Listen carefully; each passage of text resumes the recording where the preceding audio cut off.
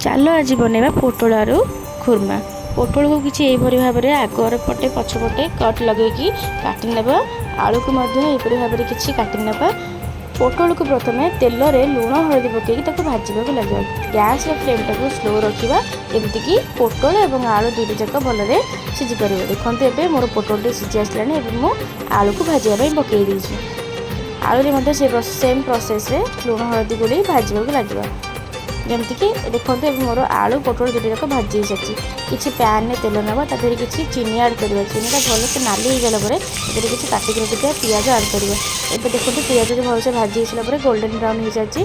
पिज भजा golden brown पिज अदा रसुण paste किसी आड कर सबको भल भाव में कषि तादेह किसी कटा टमाटो को आड करवा। मसला तेल छाड़ा पर ए देखते एवं केमती यार कलर देखा ए मसला आड करवा।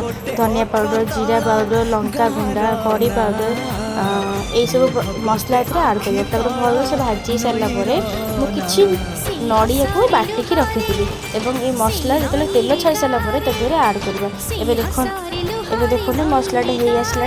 तरकारी किसी मीठा अंश किसी क्षीर नेबा तादेह 3 चम्मच चीनी आड करवा और 2 ରୁ 3 चम्मच अमूल आड करवा। ताको भल भाव में मिसेकी कषि मसला आम चीनी अमूल आ क्षीर मिक्सर को से मसलार दबा। देखो मसला केमती देखा जाउची ठीक भल भाव में हो सारापर तादेह भाजी रखिथा पोटल आलू को पकेबा। एबे तरकारी रेडी हो सारी।